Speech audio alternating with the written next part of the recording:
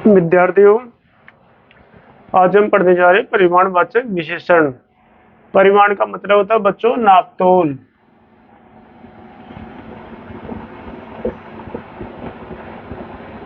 ये परिमाण का मतलब होता है नापतोल।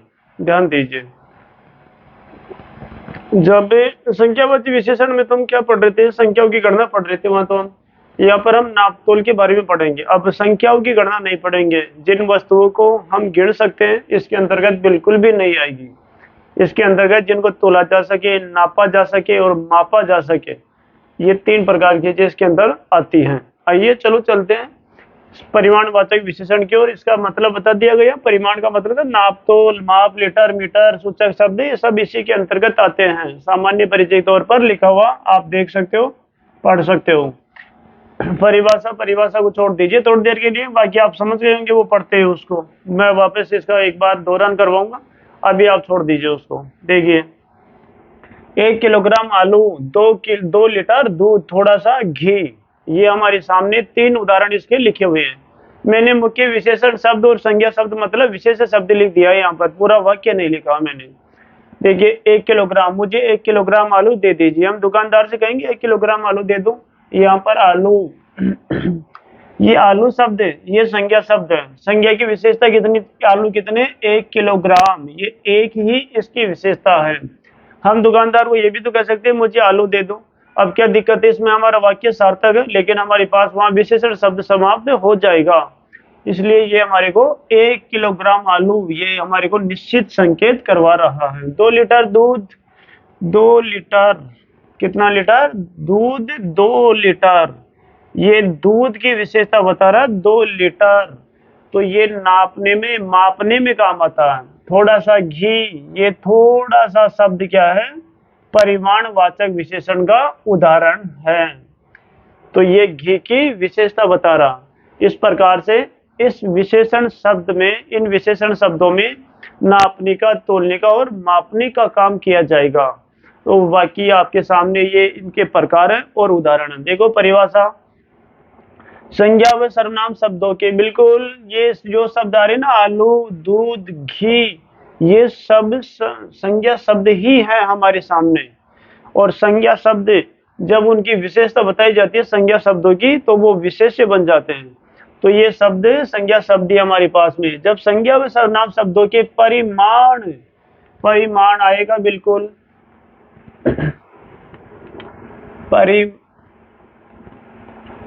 इसको परिमाप भी कर दो या परिमाण भी ठीक है, कोई दिक्कत नहीं उससे। चलो परिमाण रहने दो। संज्ञा व सर्वनाम शब्दों के परिमाण संबंधी बोध कराने वाले शब्द, ठीक है ना? परिमाण संबंधी बोध कराने वाले शब्द, बिल्कुल ये तो शब्द है। वो परिमाण संबंधी बोध ज्ञान कौन करवा रहा? बोध यानी ज्ञान होता। तो ये एक, ये तो नापतोल का ज्ञान करवा रहे हैं। 2, ये थोड़ा सा, ये तो करवा रहे हैं। ये अनिश्चित का, ये निश्चित नहीं है इसके अंतर्गत। ये निश्चित है और ये निश्चित है। बिल्कुल सटीक परिभाषा, इन्हीं उदाहरण पर आधारित परिभाषा। परिमाणवाचक विशेषण के प्रकार होते विद्यार्थियों, ध्यान दो, 2 प्रकार होते। क्योंकि अभी आपने एक उदाहरण यहीं पर पढ़ लिया, थोड़ा सा घी है ना, थोड़ा सा बर्तन में थोड़ा सा पानी है, थोड़ा सा। अब पानी को क्या हम गिन के बताएंगे कि भाई 5 पानी है, 4 पानी है, 3 पानी है? कम पानी है तो नहीं बता सकते संख्या के अनुपात में उसको। हम उसको थोड़ा सा शब्द का प्रयोग करके ही बताएंगे कि थोड़ा सा, या फिर बहुत सारा। उसमें हम कहेंगे बहुत सारा पानी है, ऐसा कहेंगे तो हमें पता चलेगा भाई इसके अंतर्गत मात्रा सूचक शब्दों का प्रयोग किया गया है यहाँ पर। इसीलिए तो फिर वो अनिश्चित बन जाता है, क्योंकि थोड़ा सा निश्चित तो है नहीं कितना क्या है। सामने वाले को हमने कहा थोड़ा सा, तो उसको थोड़ी पता भाई कितना है। उसके 200 ग्राम, 200 मिलीलीटर है, 100 मिलीलीटर है, या 500 मिलीलीटर है, या 1 लीटर है, उसको नहीं पता ये बात। इसीलिए ये अनिश्चित हो जाता है।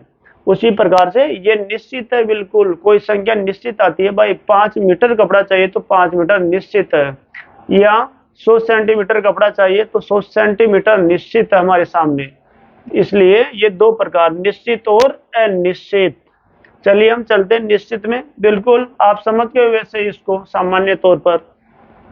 संज्ञा सर्वनाम शब्दों के निश्चित परिमाण का बोध कराने वाले शब्द, निश्चित परिमाप का बोध कराने वाले शब्द क्या कहलाएंगे? निश्चित परिमाणवाचक विशेषण कहलाएंगे।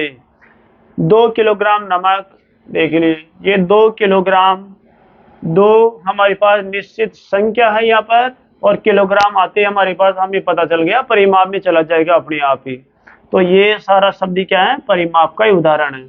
6 मीटर कपड़ा, ये 6 मीटर बिल्कुल निश्चित संख्या का बोध कराता है और ये मीटर आते परिमाण में चला जाएगा।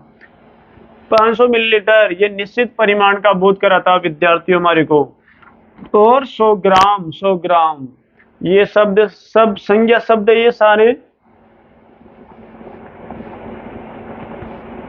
और इन संज्ञा शब्दों की विशेषता सूचक शब्द ये इधर के हैं, ये विशेषता बताते हैं।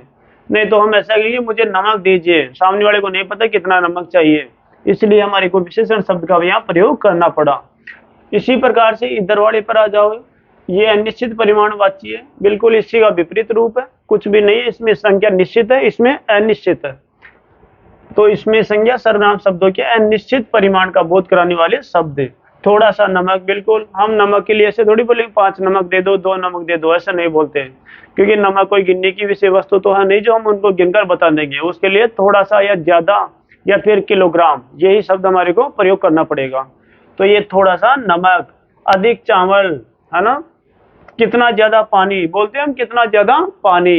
यहाँ पर 2 हमारे पास विशेषण शब्द प्रयोग हो गए, कितना ज्यादा पानी, बहुत ज्यादा घी। तो ये शब्द क्या है, ये मात्रा सूचक शब्द है जो हमारे को परिमाण की ओर लेकर जाते हैं, नापने तोलने और मापने की ओर लेकर जाते हैं। तो विद्यार्थियों ये आपका परिमाणवाचक विशेषण है। परिभाषा को मैं एक बार इसका दोहरान करवा देता हूँ।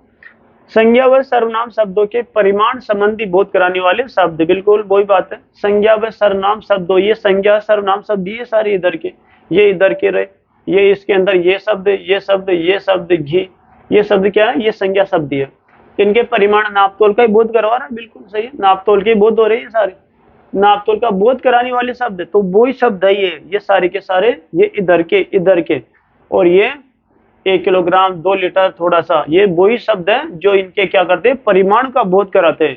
तो ये ऐसे शब्द क्या कहलाते हैं, परिमाणवाचक विशेषण शब्द कहलाते हैं। विद्यार्थियों इनको समझना कोई बड़ी बात नहीं, बिल्कुल आसान है।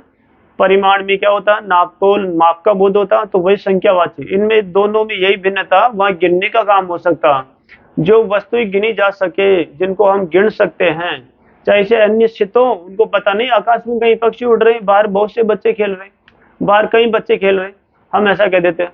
लेकिन बच्चों को गिन तो सकते हैं, पक्षियों को गिन तो सकते हैं, तोलने की बात तो है नहीं बच्चों को, पक्षियों को। तो जो चीजें गिनने लायक होती है वो हमेशा संख्यावाचक विशेषण में ही जाती है। जो चीजें गिनने लायक नहीं होती है, जिनका नापना, तोलना, मापना और उसी प्रकार से मीटर में, लीटर में और क्विंटल में या ग्राम में या सेंटीमीटर में, वो चीजें किसमें चली जाएगी, परिमाणवाचक विशेषण में चली जाएगी। बस यही